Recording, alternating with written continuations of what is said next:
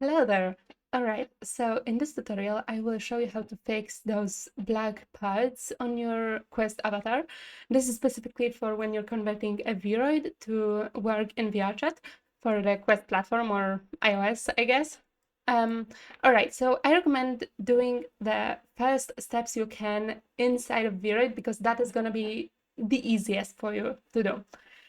Alright, so what is the problem with VRoid avatars when you're trying to port them to Quest is the fact that they rely a lot on transparency or cutout textures, and Quest just doesn't have that. So in order to fix that, we will need to do some additional things and additional fixes. The way I'm going to show you how to fix those things, I'm not claiming that this is the only way. This is just the way that I've learned how to do it. There are other ways that you can try. This is just what I see as the easiest. All right, so the first thing that we will look at are the irises and the eye highlights. So let's go to irises, press edit texture. All right, and if I look at the grid over here, we can see that there is this lighter circle and this darker circle. So this part is, if you draw in this part, this is gonna show up on the iris, while if you draw here, it's not going to show up. What's gonna happen if you were to import this like it is into VRChat without doing anything? You would get some black parts around here, which can look not good. So what I recommend you do is you pick a color for the whites of your eyes and press edit texture right here and fill all of this with that color that you've picked. All right, so we filled that in. So now we can go to the irises, back to the irises, and add a layer with the plus button right here. Right click and move down. And on this layer, we can color in the background as well. This is going to ensure that when you import this to VRChat for the Quest platform, you are not going to get those black outlines because there is a texture everywhere on the iris. All right, so let's go here. You can obviously save that as a new item. I'm going to because I don't need it for anything. And the next thing is the eye highlights. So the eye highlights obviously rely on transparency. Well, most of them do. This particular one, that's the default, doesn't, but this one does. As you can see, some of these are transparent or see-through. So what you will do if you want to keep the eye highlights is press edit texture right here, right click, export, and save this here, and go back to the iris, and press this button instead, and add the layer with the highlight. And you can go back to the eye highlight and right click and delete. And this will put the eye highlight texture on top of the iris texture, which will mean that you don't need to rely on transparency because it gets rendered on top of the eye color, iris texture. So that is done. Let's go back. You can save or override. I'm not going to do that. And the next part is eyebrows. Eyebrows, I've seen people do in many different ways. I've seen people like recreate the eyebrows. I've seen people recreate the shape keys. I've seen a lot of things. What I do is I add a new layer. I right click it, I move it down so it's underneath the eyebrow texture. I take the color of the skin that's behind the eyebrows and I color in the whole texture. As you can see, some parts are going to clip through, but we are going to fix this in Blender. So you don't need to worry about this, and go back and either save or override.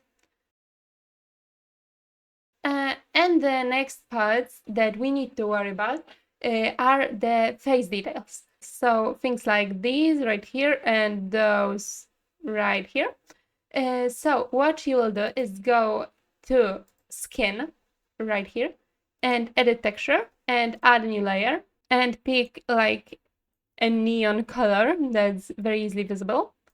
And with the mirroring tool, you will draw behind the face details. And I will take the eraser now and I will erase everything that's showing through, kind of. So the only parts where the green color is underneath the face details. All right, and once you've done this, you can right-click the layer and export it.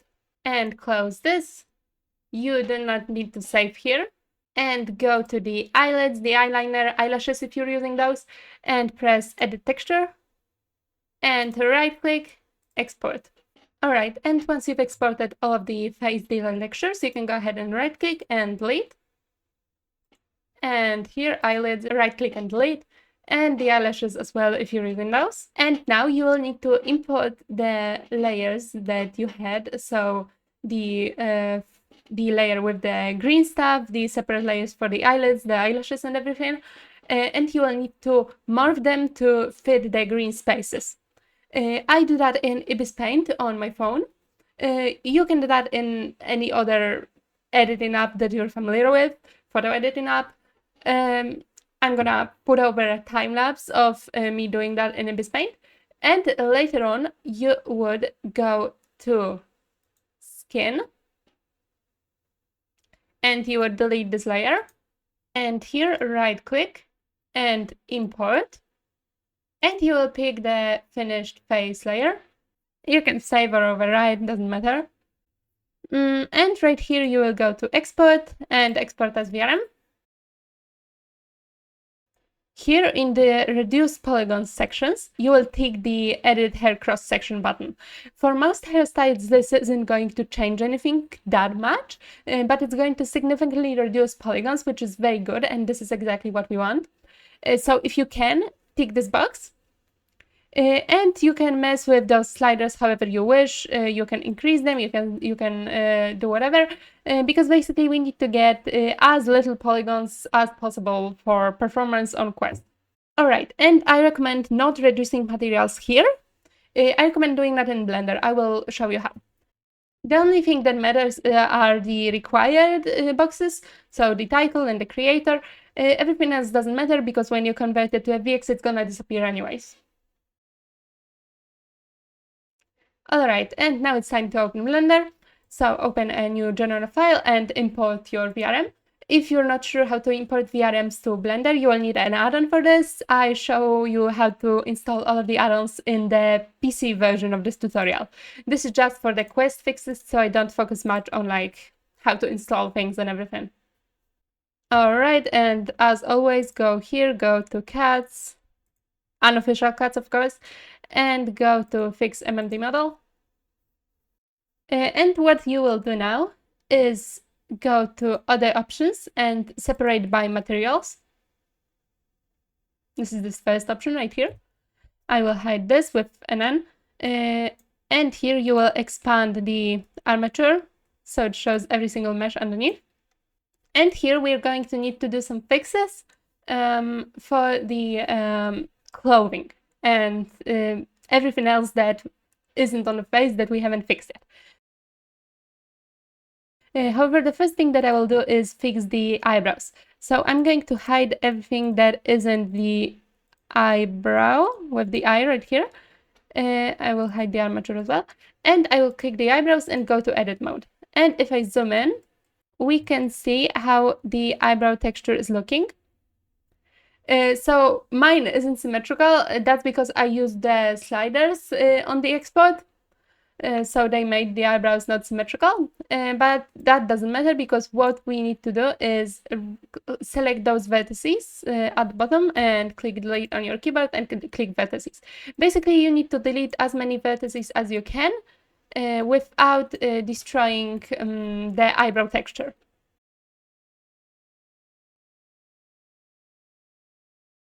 You will go click the one that's on the lowest point and you will double press G on your keyboard and slide it a little bit higher. And this is going to ensure that the vertices don't interact with the shape keys and the faces that your avatar is going to make. So double press G and slide it up, and do this for all of those that are like at the bottom, very, very pointy and stuff like that. And we'll do this on the top as well in case it interacts with the hair. All right, and I will go back to object mode. I will show the face skin now and the hair, actually. I will press the eyebrows. Go here, go to this green triangle Those are the shape keys, and I'm going to press on one of the shape keys, so let's say the joy one, and I'm going to turn it up to 1. And I'm going to check if the eyebrows are deforming in any way or if they're working fine. If they're still clipping, maybe, if they need more fixing. And it looks like everything is fine. When you're done, remember to set everything back to 0 and press back on bases. Alright, and the next part that we will fix is the hair scalp. So for some hairstyles, you can just delete it. You don't need it. For example, for this hairstyle that I have now, if I delete it, it's not going to look any different because it doesn't interrupt anything. So to delete it, select hair back, press delete on your keyboard, and this deleted it. But if you do need the hair back, hide the hair, click on the hair back, go to edit mode, and here we will either delete the vertices that we can delete, or again with double G on the keyboard, slide them to align with the texture, and do this for all of the vertices that would show up on the avatar if you had the hair. And now we can focus on clothing. So I'm going to show the clothing, and alright. As we can see, if I click on, let's say, the shorts, we can see that the mesh extends a little bit further than the texture. And that's because, again, VRoid relies a lot on transparency. So what we need to do is press on the bottoms, go to edit mode. For these, I would select the vertice, press double G and slide it up. I would do this in this particular case. But if you cannot do this because you have maybe a more fancy design on your trousers, they're cut a little bit differently than straight, you will probably need to use the knife tool. So press K on your keyboard to open the knife tool. This is going to show up with something like this. And zoom in on your trousers or whatever it is that you're working on. And you can draw points on the existing lines, or you can add new points anywhere. And then you are going to delete the bottom vertices, and this is going to leave the top ones. So I will draw here. So I'm going to go around and do this and draw those points all around this pant leg in particular. So I'm going to only do this one. I'm going to leave the other one for now. If your knife tool gets stuck and only starts snapping, like here, you can see it only snaps to the middle of the line. If yours does that, then you would need to press Shift on your keyboard, and this will allow you to move it freely again. Alright, and once you've drawn all of the vertices, you will press Enter on your keyboard, and this is going to hide the knife tool and select all of the vertices that just appeared. And once that happens, you will select the bone that they should be weight painted to. So in my case, it would be the right knee bone. If we look at the model, this would be the right knee bone right here.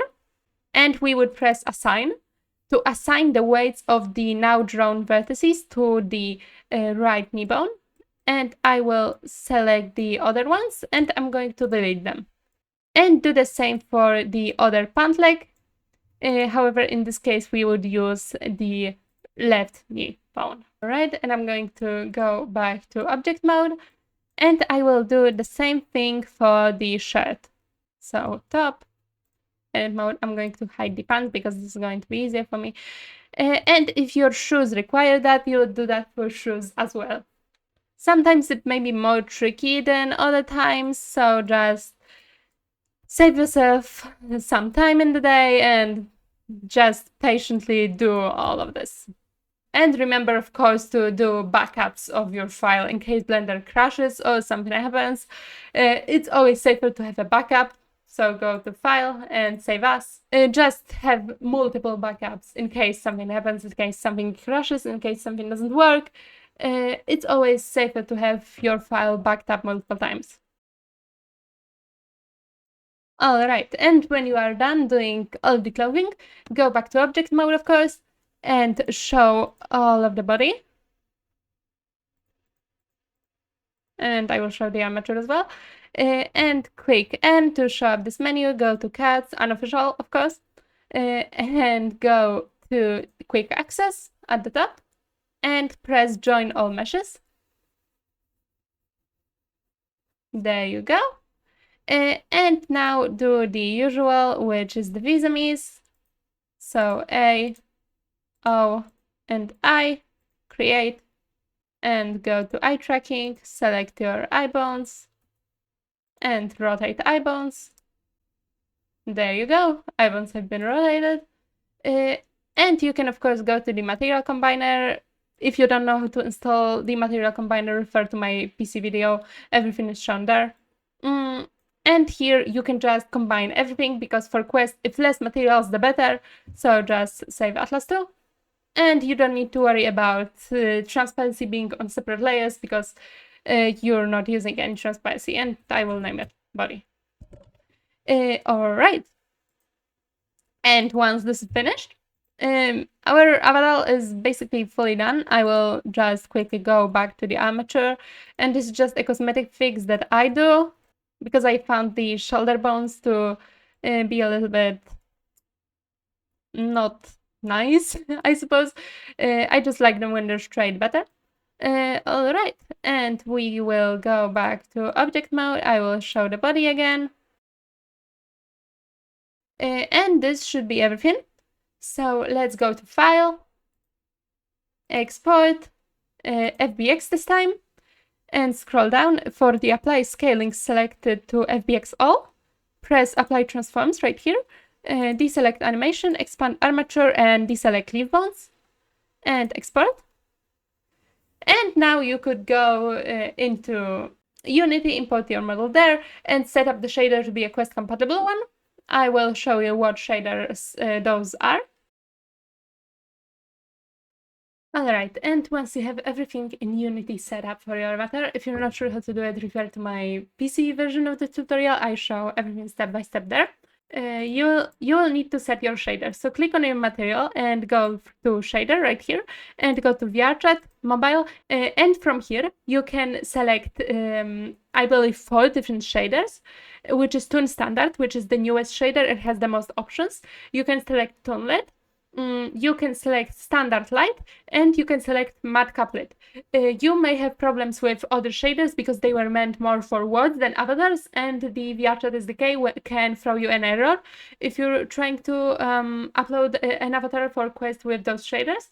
And additionally, you will enable GPU instancing on your shader. This is something that the VRChat website recommends, so I just do it right here. And right here, you will go to VRChat SDK, show control panel.